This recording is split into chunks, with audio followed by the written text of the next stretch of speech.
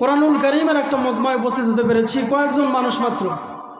উদ্বোধনী ম্যাচ খেলতেছি আমরা, ঠিক কিনা বলেন? তো উদ্বোধনী ম্যাচ আমাদেরকে দিয়ে আল্লাহ শুরু করেছেন।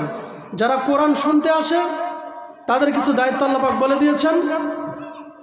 আল্লাহ পাকের বয়ান এরকম। মুসলমান ভাইরা, আল্লাহ রাব্বুল আলামিন বলেন,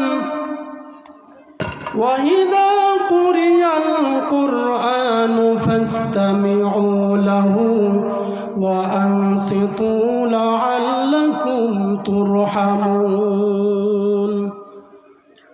সম্মানিত ভাইরা, আল্লাহ রাব্বুল আলামিন বলেন, যখন তোমাদের সামনে কোরআন থেকে আলোচনা করা হয়, যখন কোরআনুল কারীম থেকে আলোচনা শুরু হয়ে যায়, তোমাদের উপরে কর্তব্য হলো দুইটা। তোমাদের উপরে কর্তব্য হলো দুইটা।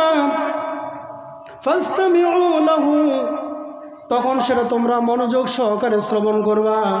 ওয়া আনসিতু, এবং চুপ থাকবা।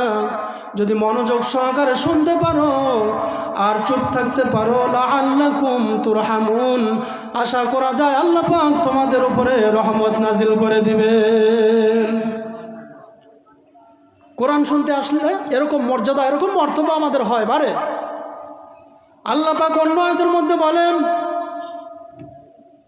আল্লাহ রাব্বুল আলামিন অন্য আয়াতের মধ্যে বলেন, ওয়াইদা তুলিয়াত আলাইহিম আয়াতুহু যাদাতুহুম ঈমানা ওয়া আলা রাব্বিহিম ইয়াতাওয়াক্কালুন।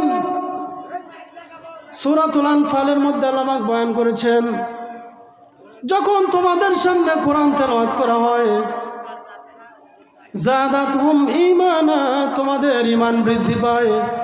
শুধু ঈমান বৃদ্ধি পেয়ে এই পর্যন্তই ক্ষান্ত না, বরং ঈমান বৃদ্ধি পাওয়ার পরক্ষণে আল্লাহ পাক বলেন, ওয়া আলা রাব্বিহিম ইয়াতাওয়াক্কালুন, তারা তাদের রবের উপরে, তারা তাদের প্রভুর উপরে পরিপূর্ণ ভরসা করতে শুরু করে দেয়। সুবহানাল্লাহ বলেন। সম্মানিত ভাইরা, মহিলা মাদ্রাসার মাহফিল, মহিলা মাদ্রাসার মাহফিল, এখানে এই মাদ্রাসা কেন্দ্রিক, মহিলা মাদ্রাসা কেন্দ্রিক কিছু আলোচনা হওয়া দরকার। ইসলামী মাহফিল এবং দোয়া আলোচনা, দোয়া মাহফিল মহিলা মাদ্রাসা কেন্দ্রিক, এজন্য মহিলা মাদ্রাসা কেন্দ্রিক কিছু কথা হওয়া দরকার। সম্মানিত ভাইরা, আমি আপনাদের সামনে সূরাতুন নূর এখান থেকে 31 নম্বর আয়াতে কারিমা এবং সূরাতুল মাইদা এখান থেকে 74 নম্বর আয়াতে কারিমা তেলাওয়াত করেছি। আল্লাহ রাসূলের হাদিসের দরিয়া থেকে এক টুকরা হাদিস আপনাদের সামনে তেলাওয়াত করেছি। যতটুকু সময় মিলে আল্লাহ পাকের পক্ষ থেকে এ নগণ্য গোলাম যাতে হেদায়েতের লক্ষ্যে, আমার আপনার এই জাতির কাঙ্ক্ষিত মানের হেদায়েতের জন্য অল্প কিছু সময় হলেও কিছু কথা বলার তৌফিক দান করেন, আমরা পড়ছি আল্লাহুম্মা আমিন। এখানে যে ছাত্রীগুলো পড়াশোনা করে, অনেক কষ্ট করে পড়াশোনা করে, এই ছাত্রীগুলো একদিন রাবেয়া বসরির মতো হবে, এই ছাত্রীগুলো আম্মাজান খাদিজাতুল কুবরার মতো হবে। এরকম চরিত্র গঠন করার জন্যে এরকম মহিলা মাদ্রাসার দরকার আছে না নাই?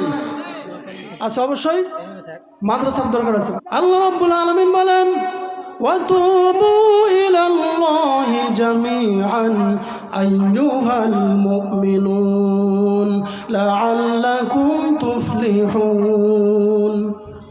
আল্লাহ পাক ডেকে বলছেন, ওয়াতুবু ইলাল্লাহি জামিআন আইয়ুহাল মুমিনুন, হে ঈমানদারগণ, তোমরা সকলে আল্লাহর রাস্তায়, আল্লাহর জন্য তওবা করো।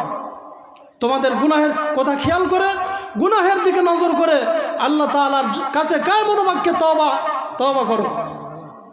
লাআল্লাকুম তুরহামুন, আশা করা যায় যদি গুনাহ হয়ে যাওয়ার পরে আল্লাহর কাছে তওবা তাসির করতে পারো, তাহলে তোমাদের গুনাহগুলো আল্লাহ পাক মাফ করে দিবেন। সুবহানাল্লাহ। গামেদি গোত্রের একজন মহিলা জেনা করে ফেলেছে। জেনা করে পেটে সন্তান চলে এসেছে। নবীজির কাছে এসে বলছেন, ইয়া রাসূলুল্লাহ, আমি তো জেনা করে ফেলেছি, আমার পেটে সন্তান চলে এসেছে, তাহলে আমি এখন কি করব? আমার উপরে ইসলামী হুকমত, ইসলামী স্টেট আমার উপরে কায়েম করেন, যাতে করে এই গুনাহ থেকে আমি অব্যাহতি পেয়ে যাই। প্রিয় ভাইরা,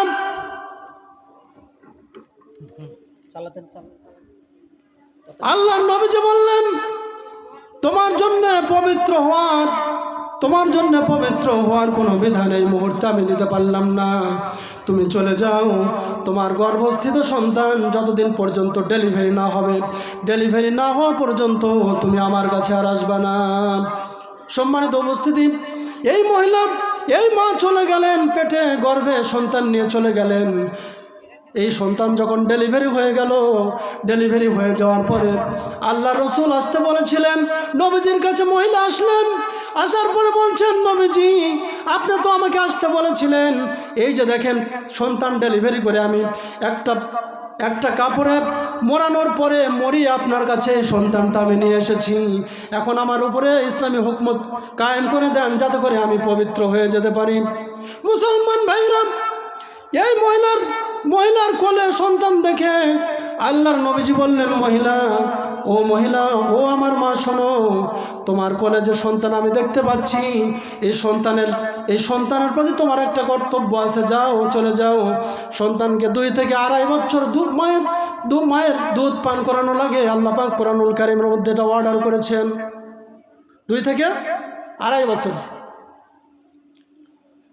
2 থেকে 2.5 বছর, অর্থাৎ 30 মাস। এক আয়াতের মধ্যে 30 মাস, আর এক আয়াতের মধ্যে আল্লাহ বলছেন যে 2 থেকে 2.5 বছর দুধ পান করানো লাগবে। তুমি দুধ পান করানো পর্যন্ত এই সময় পর্যন্ত ওয়েট করতে থাকো, তারপরে আমার কাছে আসবা, তোমার উপর ইসলামী হুকমত কায়েম করা হবে, তোমাকে পবিত্র পরিশুদ্ধ করে দেওয়া হবে, যাতে করে আল্লাহ পাক তোমার এই গুনাহ মোচন করে তোমার এই গুনাহ মোচন করে তোমার জন্য রহমতের কোলটা আল্লাহ পাক উন্মোচন করে দেন।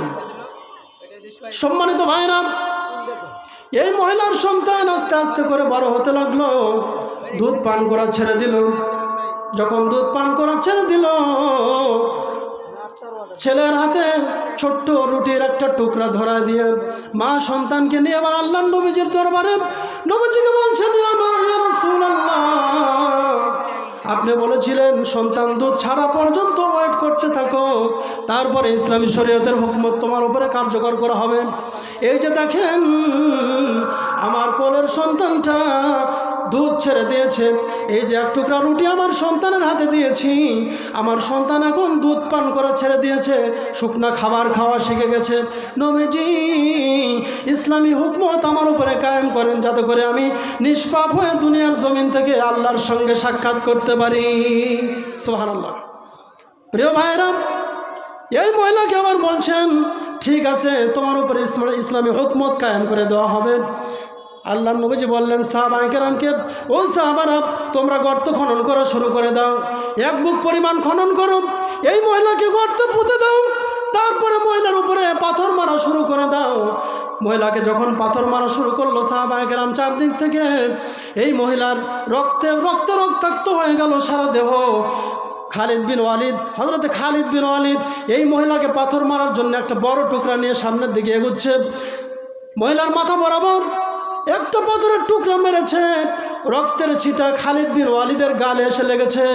খালিদ বিন ওয়ালিদ চিন্তা করতেছে, এরকম একটা অপবিত্র মহিলার রক্ত আমার চোয়ালে পড়লো, আমার গালে পড়লো, আমি গোটাটাই অপবিত্র হয়ে গেলাম।